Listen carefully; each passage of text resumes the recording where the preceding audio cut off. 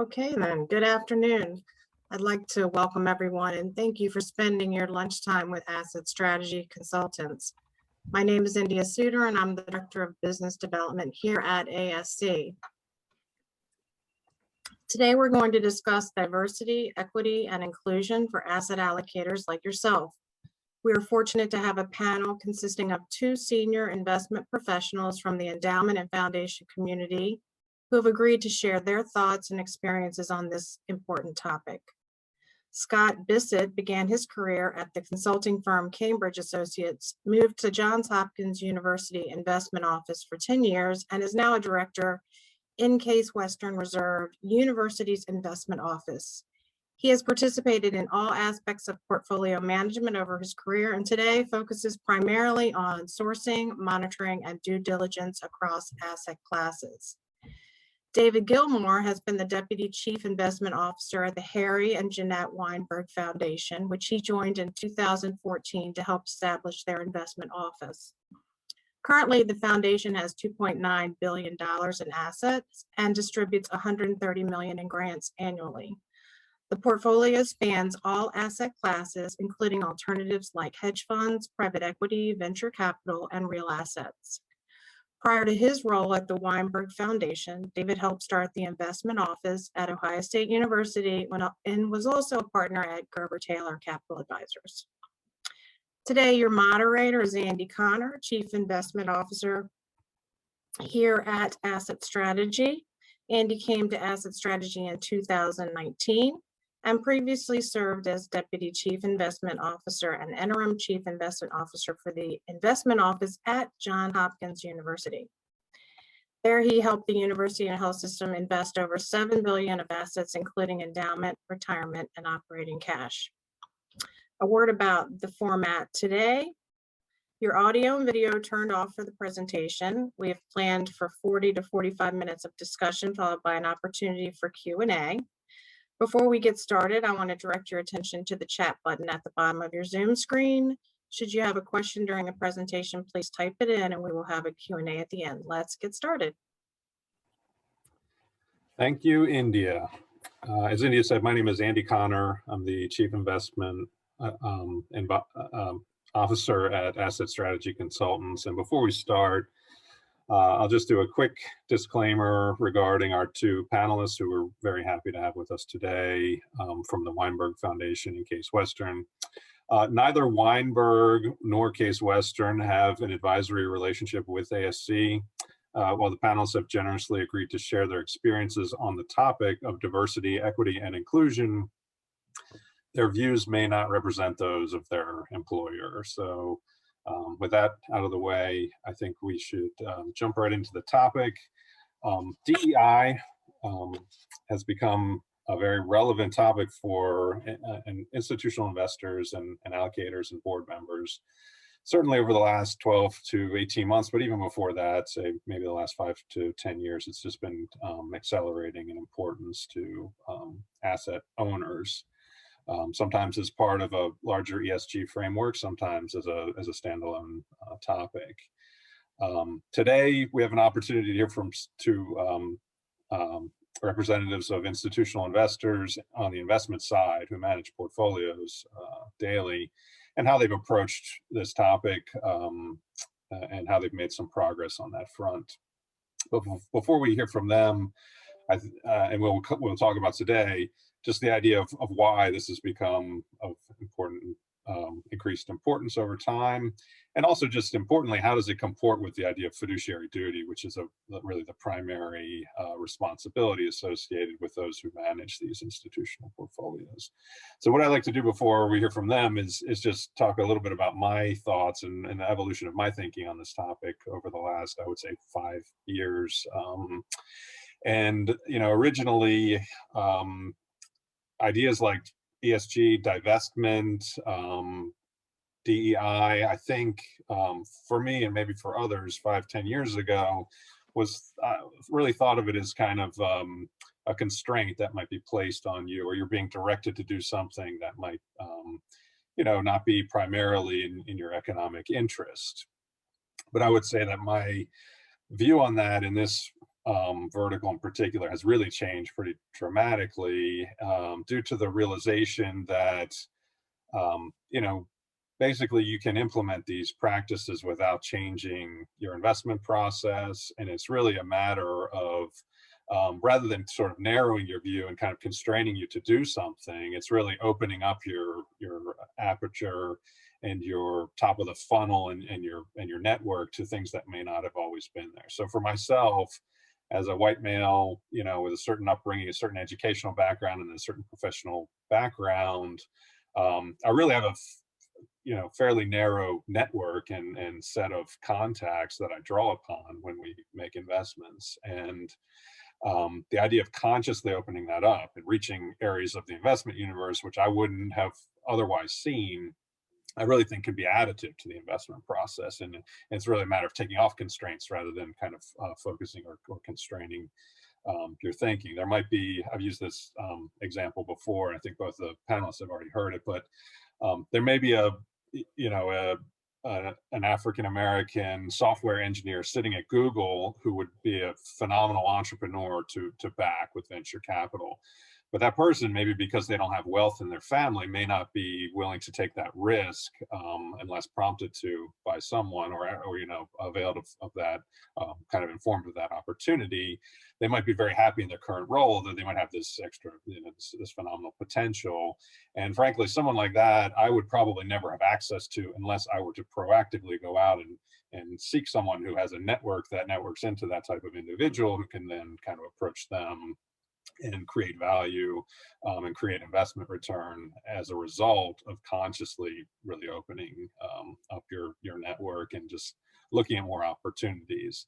And then frankly, once you open it up and you look at those, you put those investment managers and products through your existing investment process. So, this isn't about me, it's about our panelists. So I want to turn the questions over to them now, but I know that in discussing with them previously that this impulse or this idea of evaluating or looking at the diversity, equity, and inclusion that is in their investment portfolios at their institutions originated differently for the two. So I would like to start with Scott, and maybe you could talk a little bit about where that idea originated, and then we'll move on to David and have the same question. So sure, yeah. I mean, I think for Case Western, the conversations around equity and inclusion really date back several years, but I joined 2 years ago, and I would say it's been a pretty active dialogue over that time period, and it's been something that we've tracked, I would say, less scientifically in terms of our portfolio, as well as the meetings we're taking and inventorying that. And it was really a process that we went through as a team versus, other structures in which it's a student body or an outside group kind of pushing for more representation, or from the board of directors or whatever the case may be.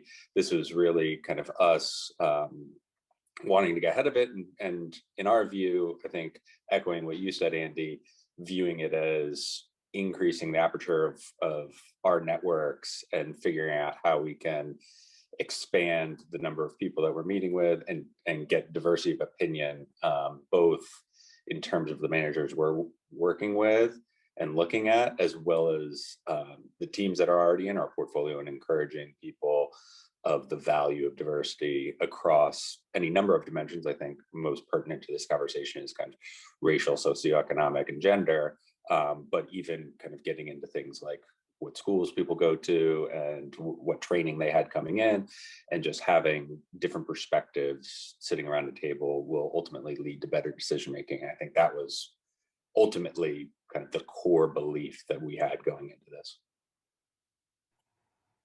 Thanks. David, same question, just where did the idea originate and when, and maybe talk us through that process. Yeah, no, I joined the foundation in 2014. And so prior to me and Jonathan Hook, we both came over from Ohio State to start the investment office. It was very much a startup. They didn't have any internal investment staff. Everything was outsourced. So we spent a couple of years kind of bringing everything in-house. And around 2018, we started having conversations with the board about diversity within our manager platform and with the people we invest with. The foundation is a very diverse organization. We serve a diverse population. And we fully believe that talent is equally distributed. And so, so our focus from the foundation's perspective and from kind of the conversations with the board in 2018. So this was several years ago. We had these conversations. Was we want that to be reflected within the investment portfolio as well, and the partners we work with. And we chose to look at kind of majority diverse ownership as far as the firms that we were going to focus on. But really the conversation started at the board level and just filtered through the leadership and the investment team. And we came up with some goals that we felt like the foundation should strive towards. And we can touch on that a little bit later as well. But it was really a leadership board and investment team conversation in 2018. And did your board, in either case, really debate this at all in the context of fiduciary duty? I think they felt like it was our fiduciary duty to add diversity, because they believe, I think as a team and where the leadership fell is we believe that, it just adds more,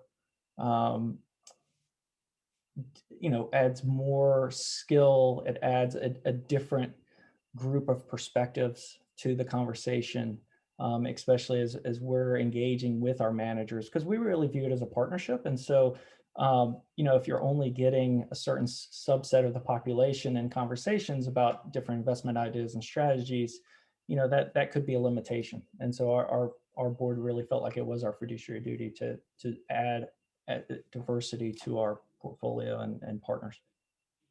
And Scott, so you mentioned it kind of originated with the investment team. I presume you then took it to the board and kind of presented and reported. And was there any of that conversation, if there's a trade-off or if this can be in conjunction with being a good fiduciary? Yeah, I think the perspective of the team and ultimately the board was similar to what David laid out. There was not a lot of discussion on that. I think going back to that idea of inclusivity versus exclusivity being some of the ways people have dealt with ESG issues in the past, this is really just increasing. And I would say we also to date have not changed anything. It's really getting the top of the funnel to be wider and better. And so the underwriting for individual managers has not changed. And as a result, I think it would be hard to make the argument that we're not fulfilling the fiduciary duty that we have to the university in the way that we're going about this. Excellent. So in my experience, we've been able to access some channels where they're dedicated or, they're exclusively looking for, and as David said, it's generally minority owned firms. And in my experience, I've had two different experiences where I go to some of these and I find, a subset of the ideas that are pitched seem very interesting to me. And I follow up to schedule a meeting, first meeting with the investment manager. And with our internal team, I've seen two different ways that this can go. One is I will say, and I did this for maybe the first two, and I'll say, look, this is a manager that I think is interesting, and this is the channel that I source them through. It's a diverse manager. And then people come to the meeting, they'll say, or we'll talk about the meeting before, we'll talk about the meeting in advance of the meeting, and they'll say, oh, it's a diverse manager. We're going to meet with this diverse manager. And I think that just really pigeonholes things and directs people's thinking. And so after the first couple, I basically just source it from this one channel, and then I'll just set up the meeting. I'll say, well, this is a credit manager, right? Or this is a venture manager. And that's totally different, where we just kind of, people come to the meeting without any preconceived notions, and they basically just look at it through the lens of our existing investment process. I wonder if you've experienced that at all in terms of, you source managers, and, some people kind of pigeonhole them for a token allocation. Some people just, basically make them a full allocation, or, if you've done any of that kind of mental accounting with this, or if it just kind of flows through your current investment process. Maybe. Yeah, no, Scott, yeah, go ahead. No, I think that's an interesting point, and probably holds true across any number of things. Just people like to put things in buckets. That's the way our brains work, and it's easier to do it that way. And it's a constant challenge. And as an investor, that's one of the things that we need to do all the time, is to keep an open mind and try to, first principles and think critically about things. And so we have, I guess, to be clear, we don't have a mandate per se. I think that's, there's constant conversations going on with the board as to kind of what this looks like over the next couple of years and into the future. But we're really kind of doing a lot of those meetings and with diverse groups that wouldn't have been in our pipeline prior, because we didn't have those networks in the same way. And I think we try to look at it as we do others and keep it, come in with as open a mind as you can. And so I think your experiment is worthwhile, and probably one that I'll use with our team. David, any thoughts on that? Yeah, no, we spent a lot of time just having conversations with others when we first started down this path, and trying to evaluate, how were they doing it? Where did they set up a dedicated team to source and allocate? Was it a separate pool of capital, right? Some people set up separate pools of capital dedicated for this. From the foundation's perspective, we've decided it's just a part of our total allocation. We haven't separated it out. The team, we don't have anybody dedicated specifically to this one process. It's just a part of our regular research and asset allocation work. But we do make a priority of trying to find different avenues of sourcing. And the reason I say that is, and I think, Andy, you highlighted this earlier, is that, I think we've all had success, I think, as allocators historically, and we develop habits. And those habits it's easy to just, keep doing the same thing over, especially if you've had success doing it. And when I say habits, I mean, you have a network of kind of like-minded people that you talk to and source things from and find ideas, and really kind of breaking out of those habits is what we tried to do in 2018 and forward up until today as allocators and as a team. So we decided to actually set a goal. So our goal was, we wanted 25% of our domestic managers, equity managers, to have majority diverse ownership. One of the reason is, I think what we have found is ownership is a strong indicator of how firms perform in hiring and promoting women and people of color. So, we want strong ownership, and we've chosen 50% or higher, which I know some consultants and others have chosen kind of lower amounts. I don't think there's a right or wrong answer. That's just where we settled. And that may limit you as far as the number of firms that, you can really talk to. But what, we're not, I think we're a little different, is that we're looking for, 15 to 25 kind of relationships probably over time. So we're not looking for 50 or, so we're looking for a very small number of partners to put in the portfolio. And so, we can target kind of that higher ownership perspective.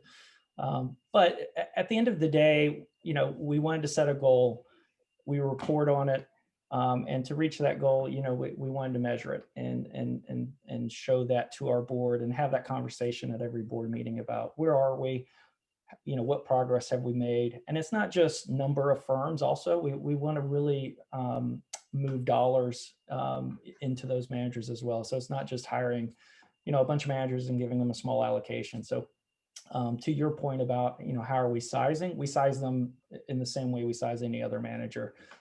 Sometimes, it may warrant a smaller allocation for investment reasons, or, we want to see how their strategy develops, or if it's an experienced manager, we'll go ahead and size them as a core position. But that's how we think about it. Do they tend to be newer managers, or are you finding established managers as well? It's a mix of both. I think within the last couple of years, you've seen quite a few new firms either spin out on the private side or get started. In the public equity side, it really depends on the asset class. I think, we've seen a high volume of kind of venture and early stage managers, probably in the last year. Maybe that's more a reflection of the market and where dollars have been flowing from allocators, but it's really a mix. I think we tend to lean towards earlier stage managers, earlier in their life cycle. We think about it in life cycles versus kind of the large established diverse firms. Probably our capital is not needed as much if you think about it in those terms versus someone who has several $100 million and really trying to grow their team and build kind of their platform. Our allocation can really, I think, have a more meaningful impact to their business over time. And really what is our goal by allocating capital is really to grow this industry, the diverse founders and managers, and have them grow. So the larger firms, I think we'll consider all firms, but we tend to lean towards kind of earlier stage or early life cycle type funds. Mm-hmm. And what are some of the channels that you guys have accessed or tried to plug into in order to source these kinds of managers? David, do you want to hit that first, or? I can, yeah. No, it's I'd be happy to. No, it's been an interesting exercise for us because I think the big one is just finding other allocators who are going down the same path as we are, and then we start kind of crowdsourcing. Who are you finding that's interesting, and then overlaying kind of what our needs are in the portfolio. So at the end of the day, it's a little bit of where are we trying to allocate capital, and then are we finding strong managers and building that pipeline, and so it's everything from our consulting relationships are very helpful. It's organizations of allocators. It's being active in different conferences.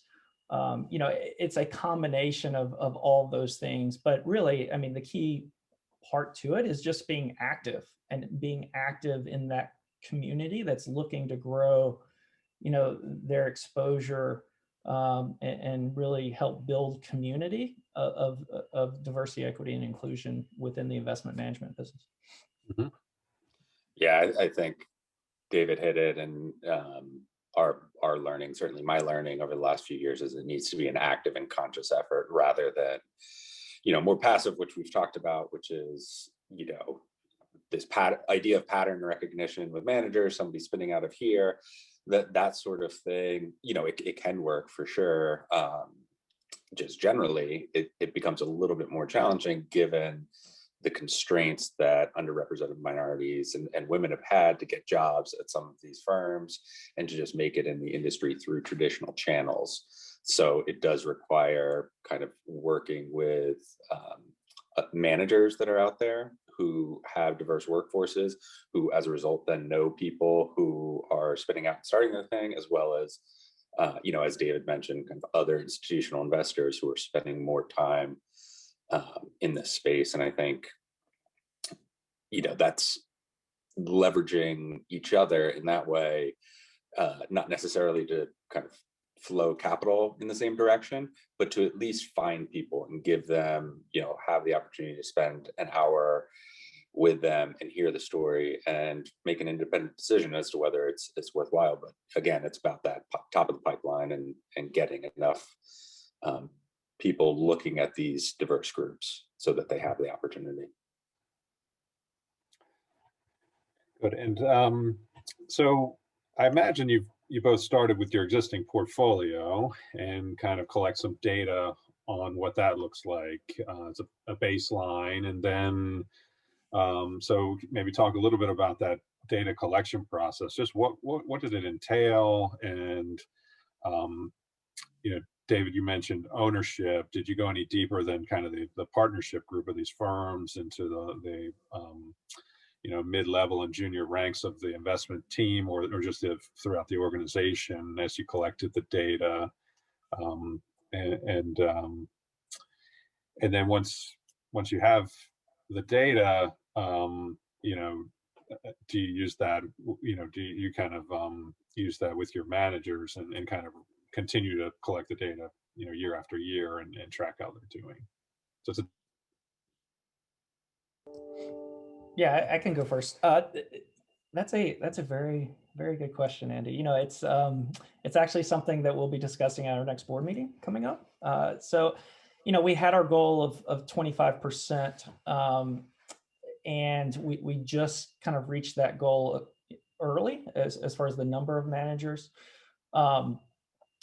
I think moving forward, the digging down and seeing kind of what progress is being made with our partners, as far as their hiring practices, what does it look like going forward, and collecting that data and how we collect that data is something we are engaging with internally as far as what do we want to do with that. We're exploring different platforms to do that. One is Linux Park that we are actively talking to.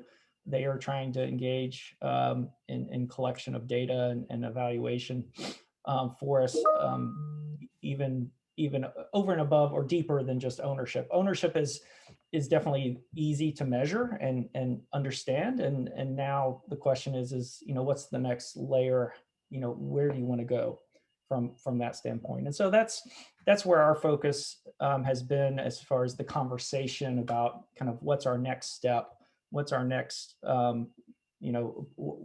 where should we make progress within the allocation? But those are all questions we're kind of talking about right now. I will say one thing I'm interested to see kind of where this goes, because I know a lot of the consulting firms are doing their own surveys, their own questionnaires. I've talked to a lot of managers and they're getting, everyone's sending them their own questionnaires. And it's, if we could figure out some industry-wide standard as far as how to communicate and gather this information, I think it'd be really helpful for everyone, at least from the institutional side of the equation. And we're engaging with all of our advisors, plus looking at what other resources are available for us to really collect and measure the data consistently across time with our managers. So Scott.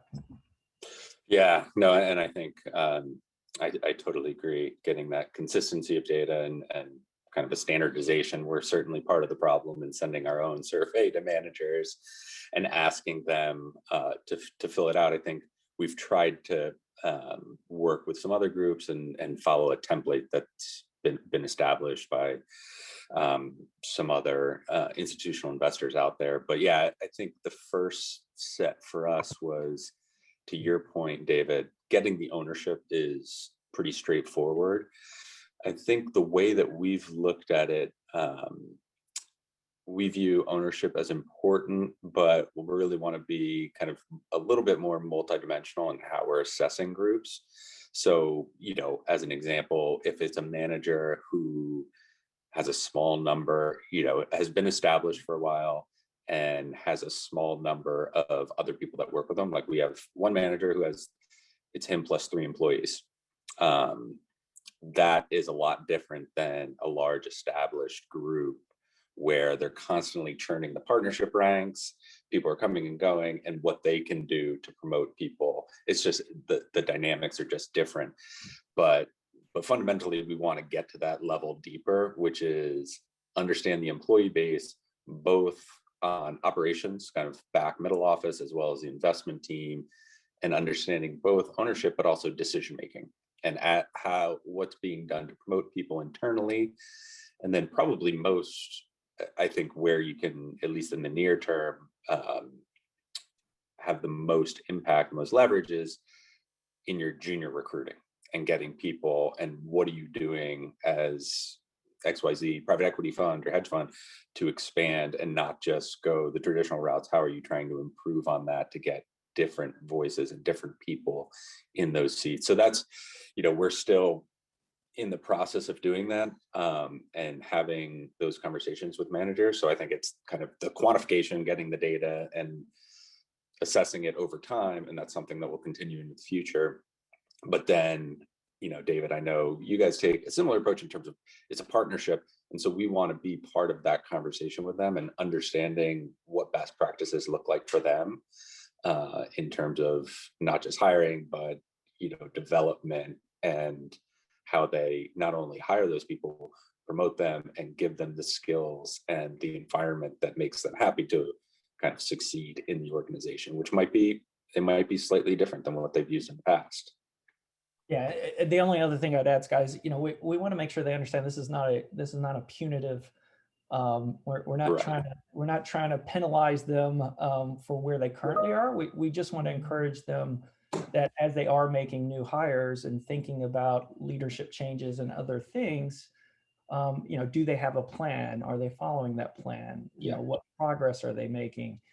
These are all questions that we want to engage with each of our partners over time. And it's hard to engage in those conversations if you don't have some measure or some way to measure it.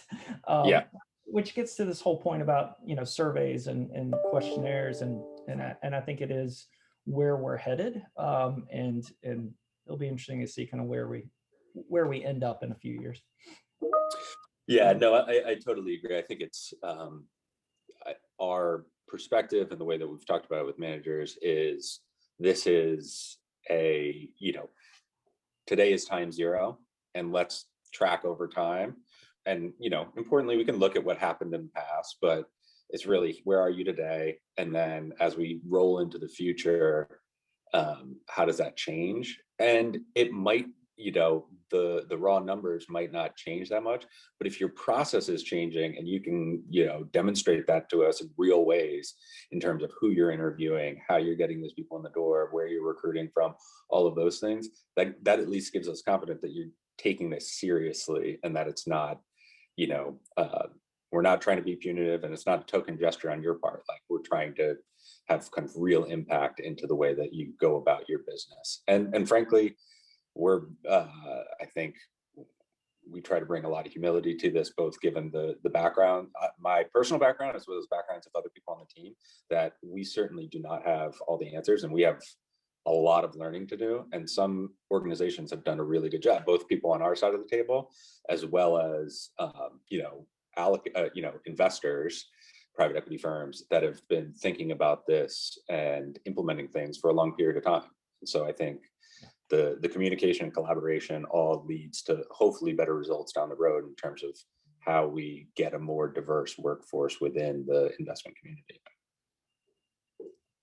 Yeah, I also, someone had asked the group I mentioned, it's called Lenox Park, Lenox. Jason runs the firm.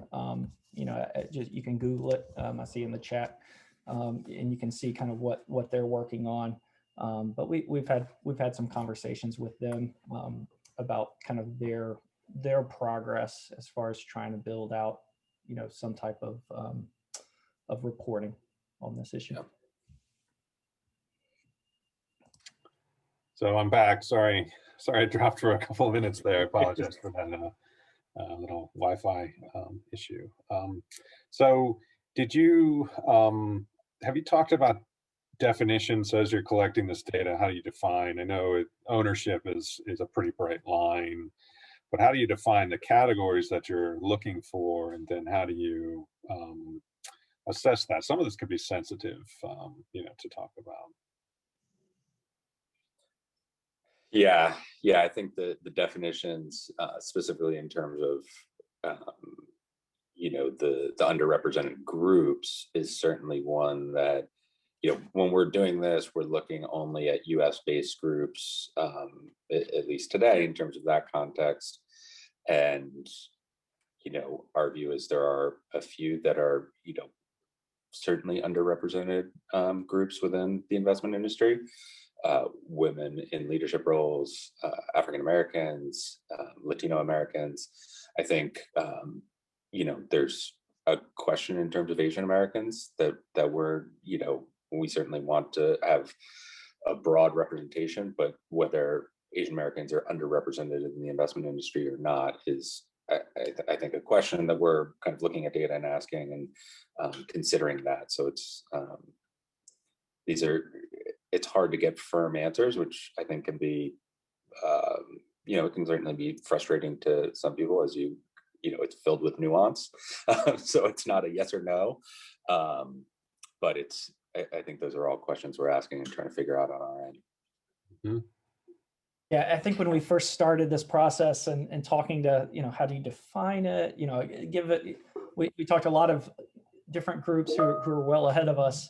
And, I think everybody has a little different way to approach it, define it, build, structure their own program. So, the one thing we were sure of is that no one was doing it the same way when we got started. So, I think that's okay, right? It's okay. The main goal here is to make progress, right? Not to make sure we have our definitions absolutely in sync with everybody. So, at the end of the day, we're just focused on kind of what's our priority here. And I will say, going forward and over the last, few years, our focus is on underrepresented minorities. And so, that's kind of where our focus is. Not to say we won't have other representations within our ethnicities within the portfolio, but that's kind of our focus and where it needs to be going forward from the foundation's perspective. Mm-hmm.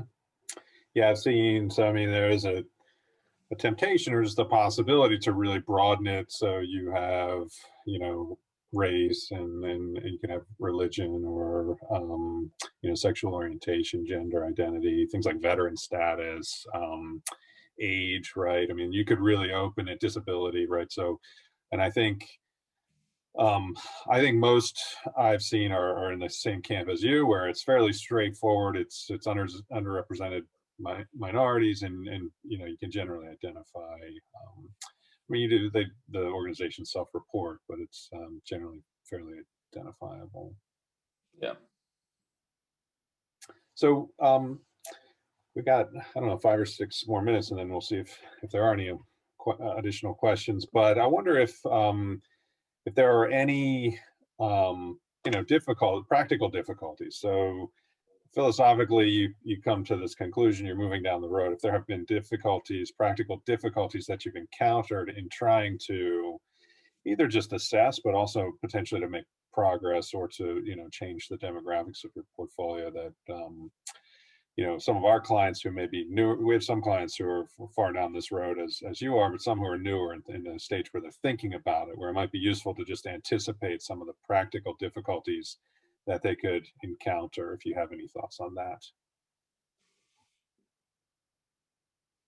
I think from my perspective, I'll start with like breaking habits. It does take time to form new relationships, to form new habits, to attend different conferences and go to different events, in addition to maybe what you're doing before. So, I think it does take a time commitment to do it and to do it right. For us, I don't think it's any different as far as when we first got started, since I hadn't really focused on it, I was curious to see kind of what the pipeline would look like, and kind of how big the top of the funnel, as Scott's mentioned, what would that look like? Because we get down and we only need so many allocations within the portfolio. So that's one question. And now, 3 or 4 years later, we have more than enough high quality groups to evaluate. So that's not an issue for us. I think once people understand that you are focused on this and this is a part of your platform and you're doing work in this space, it's amazing how groups find you as well. And it's a two-way street, right? You're out there being active in different groups and talking to different people.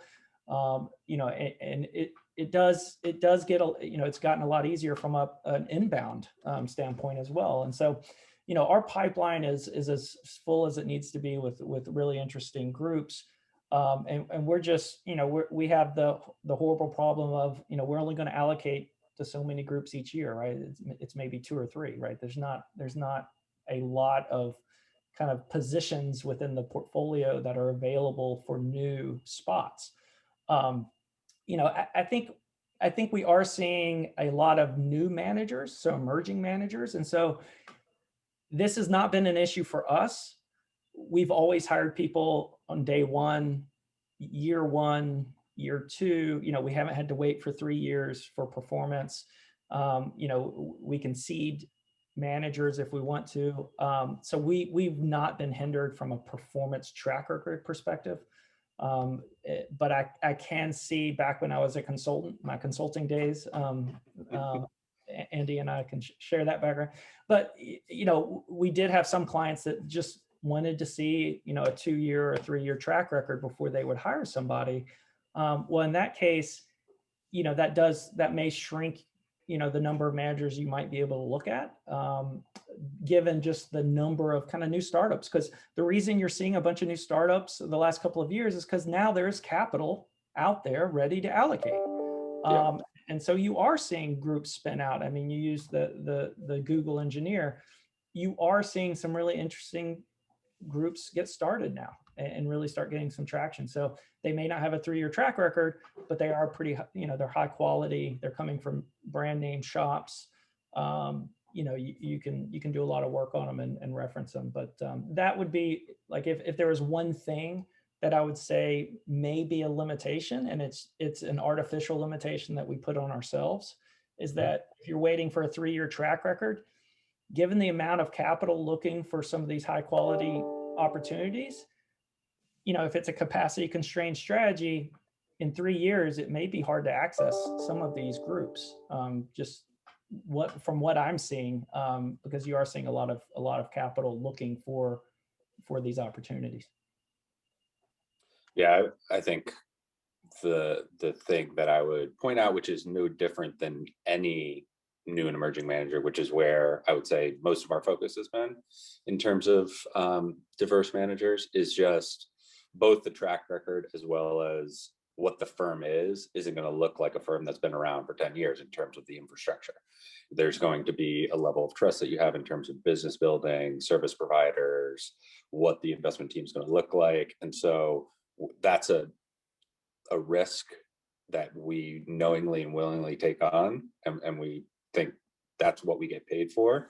And so we're happy to do that for folks who maybe don't have as much experience. It will take some time, where they're not going to have a Big 4 accounting firm as their auditor. They're going to have probably a local group.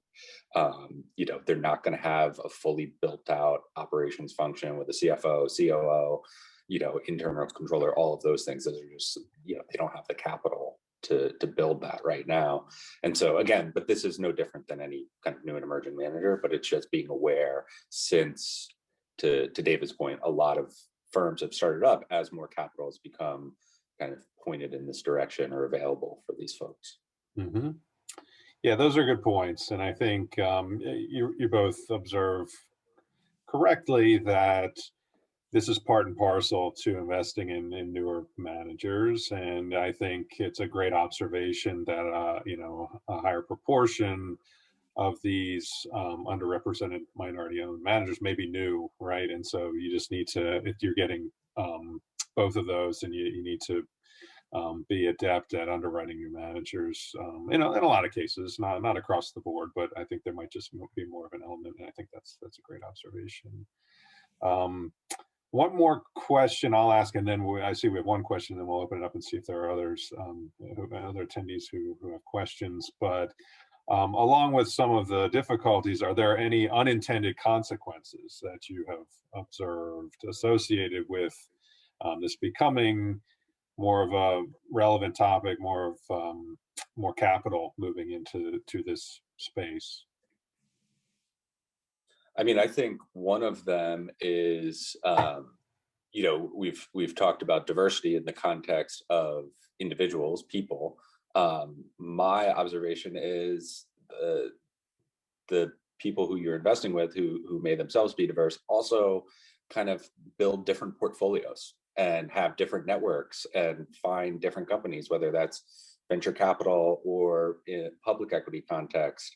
So ultimately, that's the free lunch in investing, right? So it's a net benefit to the portfolio. At least that's what we've seen from our perspective. And kind of more broadly, there's plenty of research on diverse teams. So, that's mainly looking at diverse, majority owned firms. But when you get down to diverse teams, the research shows, and I think it's been our experience looking at our managers, they tend to have more robust conversation and come to better decisions. And so it's kind of, I think that was something we kind of knew academically, but seeing it in practice and being more conscious of it over the past several years has been rewarding and kind of good to see that kind of bear fruit for our portfolio. Mm-hmm. David, any thoughts on that? Yeah, the only thing that really comes to mind is, I probably wouldn't have expected this earlier, but just, especially on the venture and kind of private equity, there's a whole economy that we really weren't getting exposure to probably before we started this, and just minority owned businesses, right? And that early stage investing, and all of those networks, right? We did not have really great representation within the portfolio. And you think about how big of how much of our economy, that's, I don't know what the number is, but it's large, and that is something we probably did not have a lot of exposure to. So the unintended consequence, I think, is we were probably just not getting, diversification from those from those minority owned businesses. And especially going forward, we're going to see some really interesting companies being built by minority founders. And, and we have partners and funds that we're invested in that are focused on minority founders. So, I'm excited to see kind of where that goes and how big some of those companies are going to end up becoming, in 10 years or 15 years. And I think we will be, it will be interesting to see, where those develop and what cities those are coming out of. So thinking about, venture's been very focused on certain cities.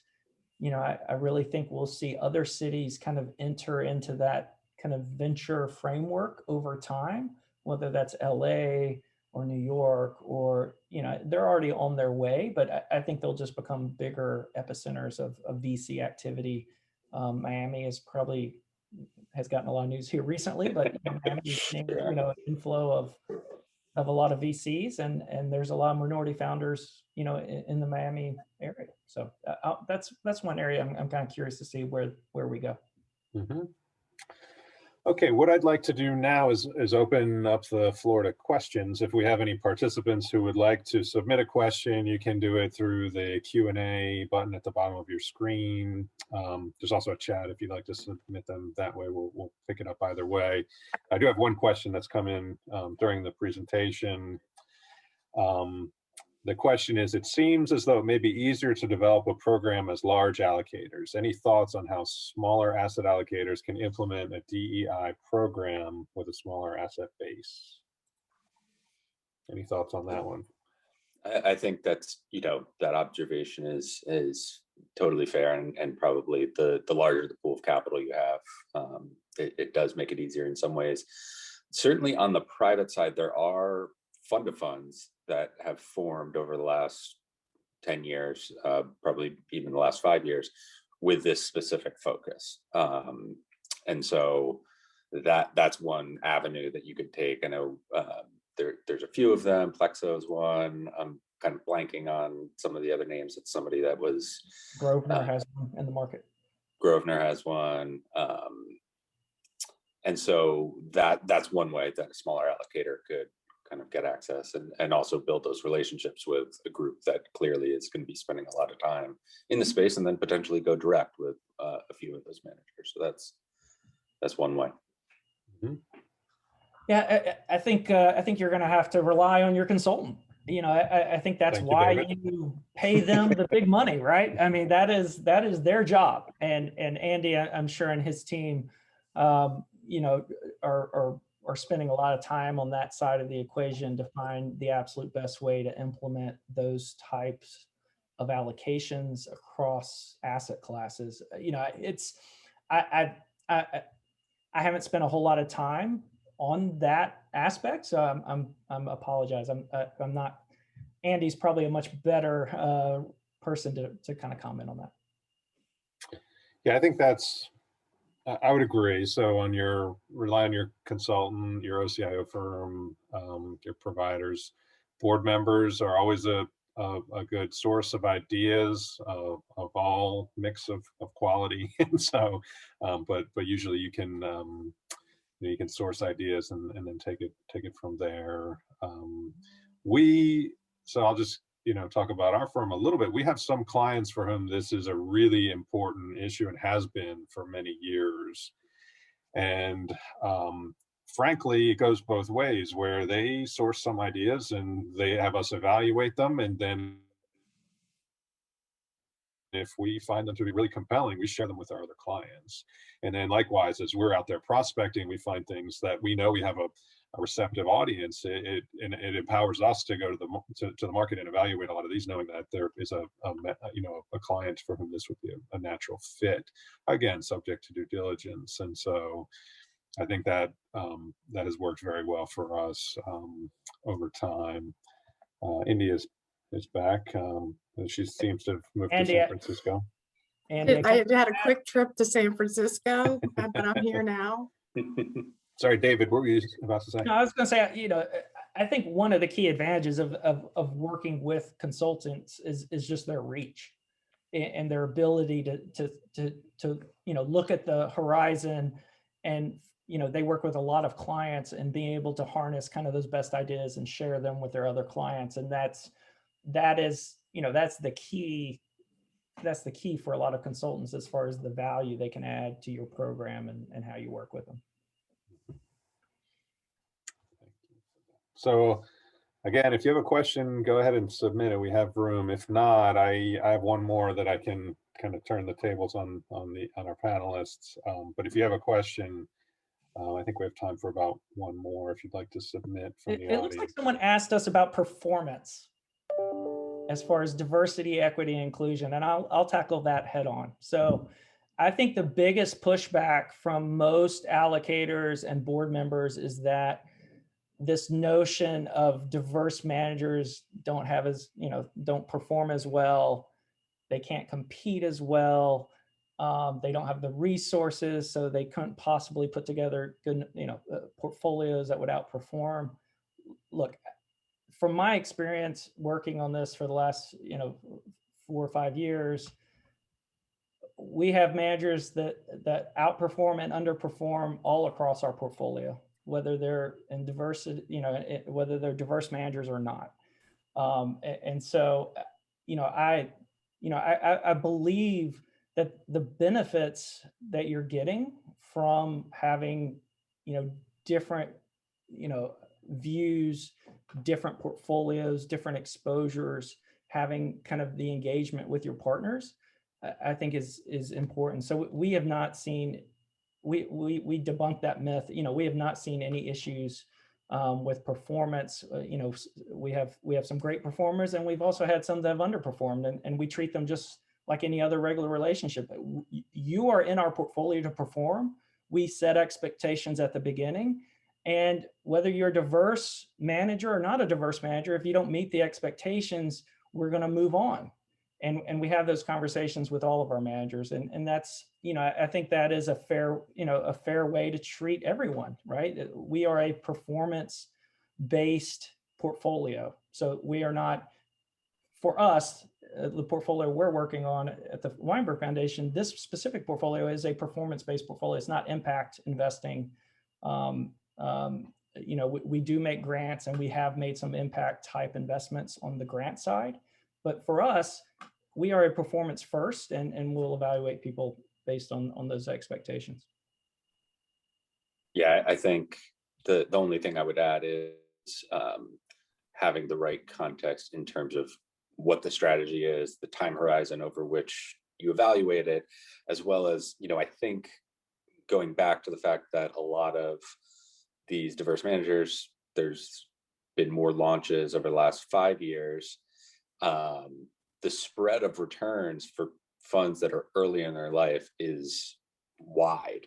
And so comparing the returns of your diverse managers to the extent that you are, not only based on them being diverse versus, maybe non-diverse set of managers, but also people that are groups that are similar kind of life cycle where they are. So, as I mentioned earlier, that's something that we kind of value and think that that's what we get paid to do, is kind of take some of those organizational risks of groups early.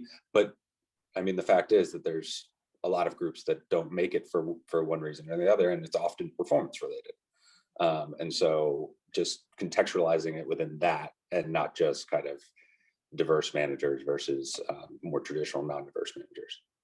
But Scott, it's funny we're having it's funny when you have these kind of conversations, because no one ever says that about our other managers. Yeah. We always have a lot of managers that underperform and outperform, right? Right. All across the portfolio. Right. So it's not any different for any subset of those general managers. Right. So Indy, are there any other questions in the queue? I do not see any other questions. Okay. Well, Give them a second if somebody's typing. I think I can look in and see. Nope, nobody's typing. okay.